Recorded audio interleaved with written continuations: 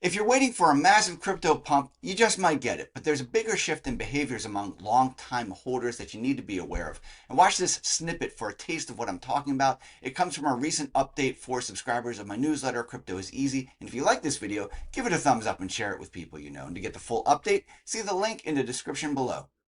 Let's look at the realized cap hodl waves. It's like the normal hodl waves, which look at how long it's been since each Bitcoin has moved from a wallet, weights that by price, and only looks at the ones that move. So that you can see the picture of how different age groups of holders are acting and behaving in a way that you can't with the normal traditional or hodl waves. And what you've seen is what we have seen, which is long-time holders, so-called diamond hands, they continue to sell. They're trimming. They keep selling. It's been persistent. And I mean, you can't blame them.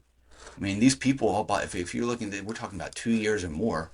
So you're talking about people who bought basically everything from here on backwards at much lower prices. Can you blame them? Some of these people, they're sitting 500% or more. They take a little out, they trim a little. The question is, when will these so-called diamond hands have shipped off enough Bitcoin that they feel like they can hodl again? And let's hope it's soon, because that will signal there's one less source of selling pressure. And that would be really good, because when you look at some of the other cohorts, like the 1 to 2 year cohort, you can see it's growing. It's going up a little bit. This is the oldest band that is not skewed from the ETFs. Long story short, when the ETFs get money, they buy or sell based on when the money comes in and out.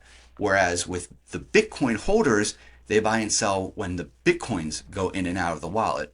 So it's not a one-to-one relationship. There's some sort of skew. It's really hard to account for that, but it just messes with the metric. I think directionally it's still valid, but the absolute number, if you compare it today to other time periods, I would be very careful about that, specific levels and things like that.